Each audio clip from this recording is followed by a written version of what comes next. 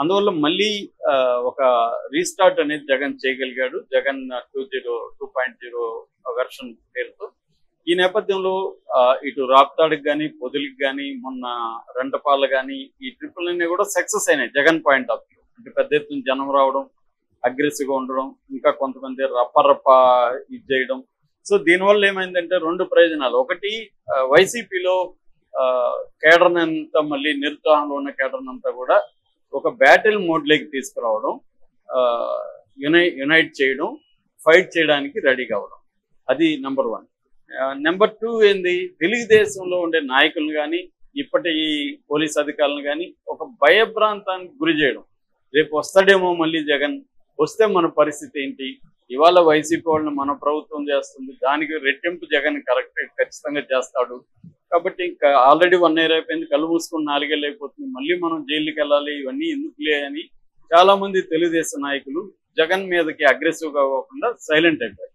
కొంతమంది అయితే లోకల్గా జగన్ పార్టీలో వాళ్లతో కుమ్మక్కైపోయి మనం డబ్బులు తిందాం, మనకెందుకు గొడవలు అన్న పద్ధతిలోకి వెళ్ళిపోయారు.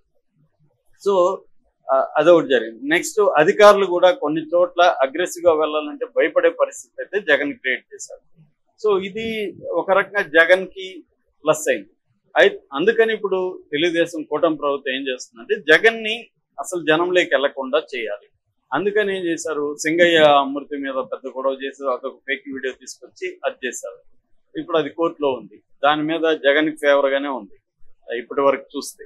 ఎందుకంటే ఇప్పటి వరకు వీళ్ళు సాక్ష్యాధారాలే సబ్మిట్ చేయక టైం అడుక్కుంటా వస్తున్నారు. దాన్ని బట్టి వీళ్ళ దగ్గర ఏం లేదని జనం కూడా తెలిసిపోయింది. ఇప్పుడు ఏం చేస్తున్నారంటే జగన్ నెక్స్ట్ నెల్లూరుకి పెట్టుకున్నాడు ప్రోగ్రామ్. కాకాని చక్రపాణి అక్కడ జైల్లో ఉన్నాడు కాబట్టి ఆయన చూడడానికి అని సాకుతో పెట్టుకున్నాడు. సో దీన్ని ఆపడానికి వీళ్ళు ఏం చేశారంటే అసలు హెలిపాడ్కి పర్మిషన్ ఇవ్వకపోవడం. ఎందుకంటే దగ్గరుంటే జగన్ కాన్వాయిలు వెళ్ళిపోయేవాడు, కానీ రోడ్డు మార్గంలో నెల్లూరు అంటే దూరం కాబట్టి హెలిపాడ్లో వెళ్ళాలి. హెలిపాడ్కి పర్మిషన్ ఇవ్వలేదు. పైగా అక్కడున్న శ్రీధర్ రెడ్డి వాళ్ళు గొడవ చేయడం మొదలు పెట్టారు, మేము జగన్ ఎట్లా ఎంటర్ అవుతాం చూస్తాం అంటే. ఒక రకమైన స్ట్రీట్ బ్యాటిల్. రెండోది, అధికారికంగా అడ్డుకోవడం అనేది చేశారు. దాంతో జగన్ అనివార్యంగా కోర్టుకు వెళ్లాల్సింది. కోర్టులో ఇప్పుడు కోర్టు మీద కూడా ప్రెజర్ తీసుకురావడం, జడ్జి శ్రీనివాసరెడ్డి కూడా కోర్టులోనే కామెంట్లు చేయడం, నా మీద ట్రోల్ చేస్తున్నారు అని చెప్పడం. అంటే లీగల్ గా కూడా జగన్ కి ఫేవర్ గా చేయాలనుకున్నా చేయలేని విధంగా జడ్జిల్ని ఇబ్బంది పెట్టడం అన్న ఒక యాంగిల్ తీసుకున్నారు. రెండోది, పోస్ట్ పోన్ చేసుకుంటూ రావడం కోర్టులలో. సో ఆ టెక్నిక్ లో ఫాలో అయ్యారు. నిన్న విచారణ సందర్భంగా ఇటు జగన్ తరఫున మాజీ అడ్వకేట్ జనరల్ శ్రీరామ్ వాదిస్తే, ఇటు దమ్మలపాటి శ్రీనివాస్ ఈయన అడ్వకేట్ జనరల్, ఈయన ఏజీ అనమాట, ఈయన వాదించాడు. ఈ నేపథ్యంలో వాళ్ళు ఏం చేశారంటే, గతంలో ఎందుకు ఇవ్వరు మీరు, హెలిప్యాడ్ ఇవ్వాలి కదా, ఇతను Z+ కేటగిరీ కాబట్టి రోప్ పార్టీ ఇవ్వాలి కదా అని జడ్జి అడిగినప్పుడు మేము ఇస్తామని చెప్పి ఏదో ఇప్పుడు ఒక తుప్పల్లో ఒక దాని తుప్పలు డొంకలు ఉన్న ఒక ప్రాంతాన్ని సెలెక్ట్ చేసి అక్కడ హెలిప్యాడ్ ఇచ్చారు.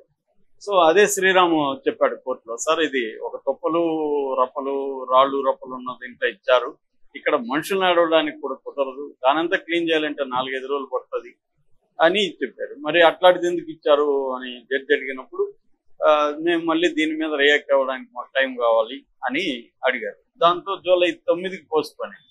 9లో కూడా మళ్ళీ ఏదో కథ చెప్పి పోస్ట్ పోన్ చేయి. దీనివల్ల ఏమవుతుందంటే జగన్ ఇప్పుడు ఎక్కడికి కదలేని పరిస్థితి. అంటే మ్యాక్సిమం జగన్ ని కట్టడి చేయాలి, జనంలోకి వెళ్లకుండా దీన్ని అడ్డుకోవాలి అనేది చేస్తున్నారు. ఇక్కడ ఏంటంటే క్యాట్ అండ్ మౌస్ గేమ్ లాగా, నేను ఒక ఎత్తేస్తే నువ్వు ఒక ఎత్తేస్తావు, నేను ఇంకొక ఎత్తేస్తా, కానీ ఏం జరుగుతుందో చూద్దాం అన్న ఒక చంద్రబాబు ప్రభుత్వానికి జగన్ మధ్య ఒక క్యాట్ అండ్ మౌస్ లాంటి గేమ్ జరుగుతుంది. సో జగన్ ఏమో జనంలోకి వెళ్ళి ఆల్రెడీ ఒక ప్రోగ్రామ్ కూడా పెట్టారు, రికాలింగ్ మేనిఫెస్టో అని. అంటే మేనిఫెస్టోని అమలు చేయట్లేదు, దీన్ని వెనక్కి తీసుకోండి అనే ఒక ప్రోగ్రామ్ జనంలోకి తీసుకెళ్లాలంటే ఎక్కడికక్కడ జనంలోకి వెళ్ళాలి. వెళ్లకుండా అడ్డుపడితే వీళ్ళు వెళ్ళలేరు కాబట్టి ఈ ప్రోగ్రామ్ ని నీరుగార్చాలనేది ప్రభుత్వం ముందున్న ఇది. ఎందుకంటే వీళ్ళు చెప్పిన పథకాలు ఇవ్వలేరు కాబట్టి ఈ పథకాలు ఇవ్వలేదని జనంలో వెళ్ళి ఉద్యమాలు చేయడాన్ని ఆపాలి. అది ఆపాలంటే ఒకటి బలప్రయోగం చేయాలి, రెండు ఏదో ఒక పొలిటికల్ గా అతన్ని బదనాం చేసే విధంగా కొన్ని కార్యక్రమాలు చేయాలి, మూడోది లీగల్ గా జగన్కి ఫేవరబుల్ గా కోర్టు జడ్జిమెంట్లు కానీ కోర్టు ఆదేశాలు లేకుండా చూసుకోవడానికి కోర్టు మీద కూడా ప్రెజర్ తీసుకురావాలి, జడ్జిల మీద కూడా. ఈ స్ట్రాటజీని తెలుగుదేశం అమలు చేస్తుంది. సో ఇందులో ఎవరు నెగ్గుతారనేది చూడాలి. అల్టిమేట్ గా ఏంటంటే ఇది ప్రజల కేంద్రంగా జరగాలి. నేను అనేక ప్రతి వీడియోలు చెప్తుంటాను. కానీ ఇవాళ ఏ పొలిటికల్ పార్టీ కూడా ప్రజా కేంద్రంగా రాజకీయాలు చేయట్లేదు. తమ మ్యానిపులేట్ చేయడం, ప్రజల్ని కూడా మ్యానిపులేట్ చేయడం, మామూలుగా బిహేవియరల్ ఎకనామిక్స్ అంటారు. బిహేవియరల్ ఎకనామిక్స్ లో ప్రజల్ని లేదా కన్జ్యూమర్స్ ని ఎలా మ్యానిపులేట్ చేయడం అనేది బిహేవియరల్ ఎకనామిక్స్. వాళ్ళ మైండ్ సెట్ ని మ్యానిపులేట్ చేసి మన వస్తువుల్ని ఎలా కొనే విధంగా చేయాలనేది బిహేవియరల్ ఎకనామిక్స్ ప్రధానంగా. దాన్ని పొలిటికల్ పార్టీలు కూడా ఇప్పుడు అమలు చేస్తాయి. సో అదే పద్ధతిలో చంద్రబాబు అయినా జగన్ అయినా ఈ బిహేవియరల్ ఎకనామిక్స్ ని ఉపయోగించి ప్రజల మైండ్ సెట్ ని ఎలా తమకు అనుకూలంగా మార్చుకోవాలా అన్న గేమ్ జరుగుతుంది. ఈ గేమ్ లో ఎవరు సక్సెస్ అవుతారనేది చూడాలి. Thank you so much.